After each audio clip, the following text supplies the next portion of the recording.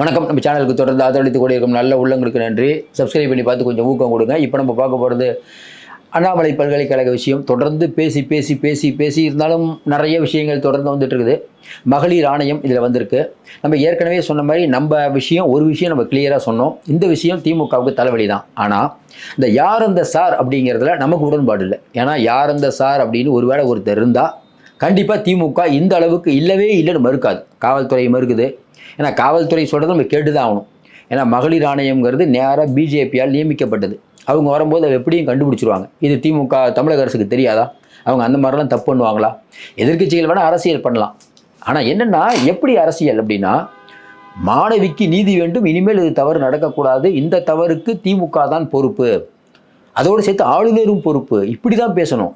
அதை விட்டுட்டு திமுக மோசம் அப்படின்னா உடனே அவங்க இதில் சொல்லிட்டாங்க. பொள்ளாச்சி மேட்ரு என்னாச்சு, மணிப்பூர் மேட்ரு என்னாச்சு, உஜ்ஜயினி மேட்ரு என்னாச்சு, உத்தரப்பிரதேச மேட்ரு என்னாச்சு, பீகார் மேட்ரு என்னாச்சுன்னு எடுக்க ஆரம்பிச்சிட்டாங்க. அப்போ திமுக அப்படிங்கிற ஒரு தமிழக அரசை டேமேஜ் பண்ணணும்னு நிறைய முயற்சிகள் நடக்குது. எதிர்கட்சினா அப்படி தான் பண்ணுவாங்க.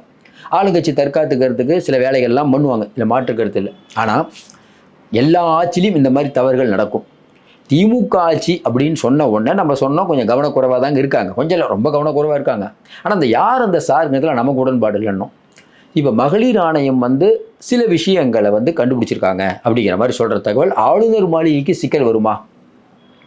ஏன்னா நம்ம தமிழ்நாட்டில் ஆளுநர் அப்படின்னாலே ஒரு மக்களுக்கு ஒரு என்டர்டெயின்மெண்ட்டாக இருக்கும். நம்ம ஏன்னா நிறைய அரிய கருத்துக்களை சொல்லுவார். அப்படிப்பட்ட ஆளுநர் அப்படிங்கிற ஒருத்தர் துணைவேந்தரை நியமிக்காது, பதிவாளரை நியமிக்காது, அவர் குற்றம். அதாவது சங்க ராமாயணமும் சரி, மதம் சம்பந்தமான விஷயமானும் சரி, ஆர்டிக்கல் அதாவது அரசியலமைப்பு சட்டத்தின் பிரகாரம் சரி, பொருளாதாரம் சரி, வணிகம் சரி, சிறு குறு தொழில் வரி, பெண்கள் பாதுகாப்பு சரி, ஆண்கள் பாதுகாப்பு சரி, வேறு என்ன வேணால் சொல்லிக்கலாம். இது எல்லாத்தையும் கரைச்சி குடித்தவர் ஐயா ஆளுநர் ரவி. ஏன்னா அவருக்கு தெரியாத விஷயமே இல்லை. நீங்கள் கேட்குறது புரியுது. அண்ணாமலையை விட்டுட்டுமே நினைக்கிறீங்க. அவர் 10,000 புக்கு படித்து அது ஒரு தனி அறிவாளி, இவர் ஒரு தனி அறிவாளி. ரெண்டு பேரும் 2 ட்ராக்கில் போகிறாங்க. ஏன்னா 2 பேரும் இணைந்த கைகளாக இருந்து நீங்கள் பிஜேபியை ஒரு லெவலுக்கு கொண்டு போயிட்டாங்க. மறுபடியும் நீ கேட்கலாம், பிஜேபி எங்கே கொண்டு போனாங்கன்னா நடுத்தரு கொண்டு வந்துட்டாங்கன்னு வச்சுக்கோங்களேன். கொண்டு வந்துட்டாங்க, ரொம்ப நல்லது தான். பிஜேபி வீணாக போனால் நமக்கு ரொம்ப நல்லது தான். இப்போ ஆளுநர் மாளிகை அப்படிங்கிற ஒன்று, இந்த மேட்ருக்கு ஆளுநர் இது வரைக்கும் கருத்தே சொல்லலை. அதாவது ஆளுநர் போய் அண்ணா பல்கலைக்கழகத்தில் ஆய்வு பண்ணுறாரு. ரைட்டுங்க, நீங்கள் தானே துணைவேந்தரை நியமிக்கணும், பதிவாளரை நியமிக்கணும், ஏன் நியமிக்கலை?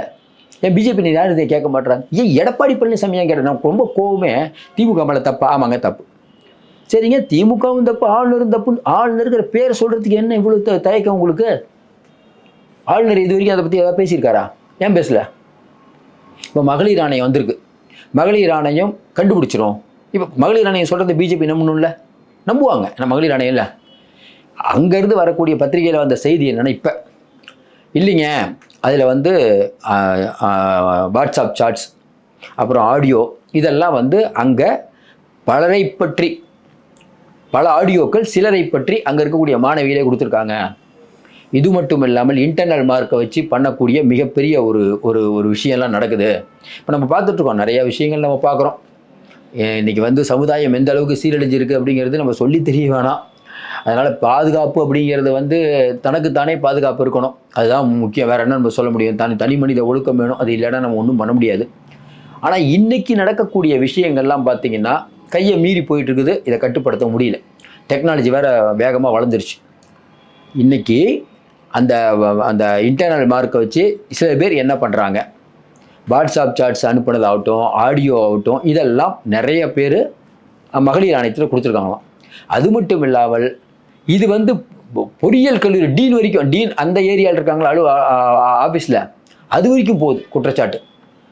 இப்படி பல விஷயங்கள் சொல்லும்போது நம்ம என்னென்னா, இது ஆதாரம் இல்லாமல் இது சொல்கிறதுக்கு நம்ம கஷ்டமாகுது. எப்படிங்க அது?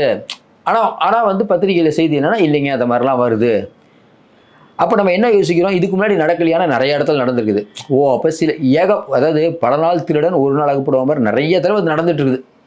இந்த விஷயம் வந்த உடனே இது பெருசாக வேகம் எடுக்குது. எல்லா விஷயம் அதே மாதிரி தான். பெரிய விஷயம் ஒன்று வரும்போது நிறைய விஷயம் வரும். இப்போ அவங்கெல்லாம் கொஞ்சம் இன்னொன்று என்னென்னா, இதன் மூலமாக ஒரு பயம் இருக்கும். அது மாற்று கருத்தில். என்னென்னா, தேசிய மகளிர் ஆணையம் ஆகட்டும், தமிழக காவல்துறை ஆகட்டும், சிறப்பு குழு ஆகட்டும், இது எல்லாம் எதற்காகனா, இனிமேல் இந்த குற்றத்தை பண்ணுவதற்கு மிக கடுமையான தண்டனை, இதில் அங்கே இருக்க யாராவது ஒருத்தர் இது மாதிரி ஏற்கனவே பண்ணிட்டு இருந்தாங்கன்னா அவங்களுக்கு பெரிய தண்டனை வாங்கி கொடுக்கணும். அதுதானே திமுகவோட எண்ணம், அதிமுகவோட எல்லா கட்சியோட எண்ணம் அதுதானே, நம்மளோட எண்ணம் அதுதானே. இப்போ மகளிர் ஆணையம் அப்படிங்கிறது விசாரித்தது அப்படிங்கும்போது இப்போ வந்து இந்த மகளிர் ஆணையம் விசாரித்து திமுக கூட நல்லது தான். ஏன்னா அவங்களாலே சொல்ல முடியாது யார் அந்த சார்னு எப்படி சொல்லுவாங்க, இல்லை இருந்தால் தானே சொல்லுவாங்க. அப்போ திமுக இனிமேல் பேசலாம் பாருங்க, நீங்கள் சொன்னீங்க மகளிர் ஆணையமே சொல்லிடுச்சு, பிஜேபிக்காரங்க ஆஃப் ஆயிடுவாங்க, பிஜேபிக்காரங்க ஆஃப் ஆனால் ஆட்டோமேட்டிக் எடப்பாடி ஆஃப் ஆயிடுவார். கரெக்டாக? அதனால தான் விஜய்லாம் அந்த மாதிரி வார்த்தை எடுக்கல. ரொம்ப நல்ல மூவ் தான் நம்ம நினைக்கிறோம். விஜய் வந்து யார் இந்த சார்லாம் கேட்கல. ஏன்னா காவல்துறை சொன்னால் நம்பிடுங்க, எல்லா இடத்துலையும் வந்து எல்லாரையும் நம்ம சந்தேகப்பட்டால் வேறு ஒன்றுமே பண்ண முடியாது. நம்மளும் சொல்கிறோம் திமுகவுக்கு எதிராக நிறைய பிரச்சனை நம்ம சொல்லிகிட்டு இருக்கோம், நிறைய குறைய சொல்கிறோம். ஆனால் இந்த விஷயத்தை பொறுத்த வரைக்கும் இந்த யார் இந்த சாருங்கிறது நமக்கு உடன்பாட்டில் ஒன்று.